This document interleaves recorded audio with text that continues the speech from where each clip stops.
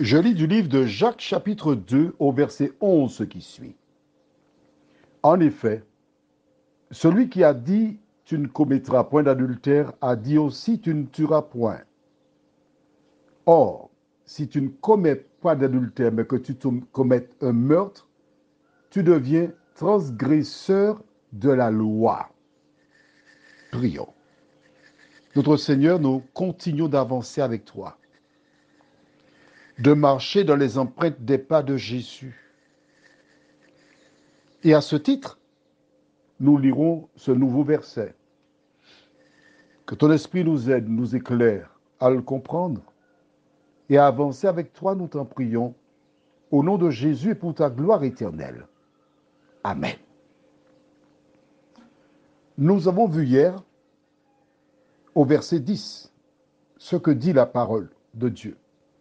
Pour celles et ceux qui ne sont pas familiers aux Écritures, le livre de Jacques se trouve un peu à la fin de la Bible, dans le Nouveau Testament. Pas dans l'Ancien, nous sommes dans le Nouveau Testament.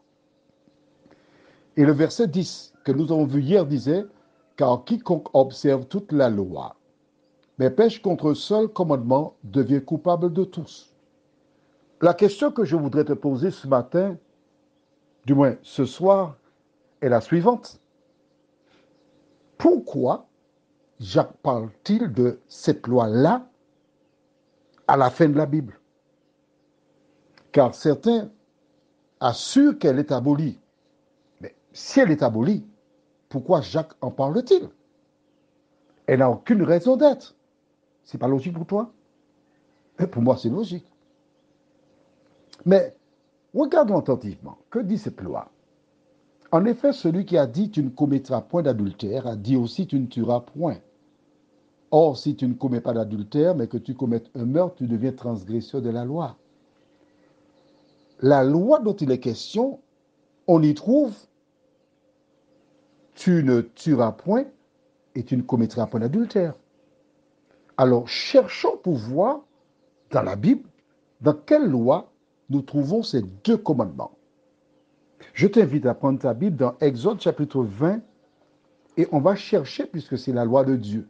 Donc forcément, si c'est la loi de Dieu, on devrait être en mesure de trouver ces deux commandements-là. Tu es d'accord avec moi? Mais si, c'est facile. La Bible est facile à comprendre. Et nous saurons ce qu'il en est. Alors, tu te rappelles?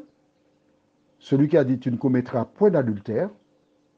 Nous allons dans Exode 20, le verset 14.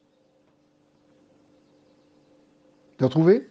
Nous lisons, tu ne commettras point d'adultère. L'autre disait, tu ne tueras point. Tu te rappelles?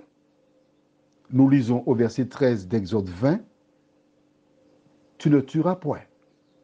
Ah ah. Donc c'est de cette loi dont il est question. Mais tu te rappelles aussi, nous avions vu le verset 4, tu ne te feras point d'image taillée ni de représentation quelconque des choses qui sont en haut dans les cieux, qui sont en bas sur la terre et qui sont dans les eaux plus bas que la terre. Tu ne te prosterneras point devant elles et tu ne les serviras point. Donc cette loi-là, c'est elle qui avait été violée par les enfants d'Israël quand ils firent le veau d'or. Et c'est parce qu'ils violèrent la loi de Dieu qu'ils ont connu tous ces problèmes et que Moïse a dit, vous avez commis un grand péché. C'est ça. Mais oui, c'est ça.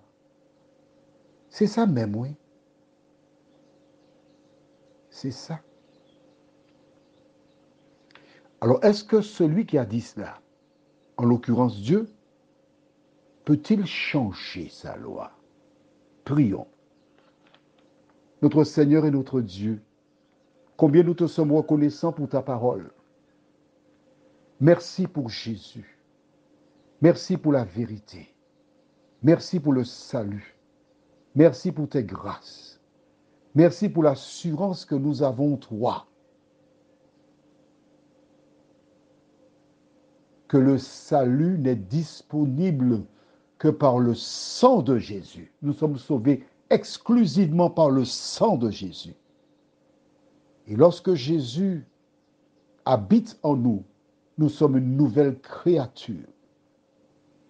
Nous ne pouvons pas vivre en ennemi de la croix en péchant, car c'est justement à cause du péché que Jésus est mort.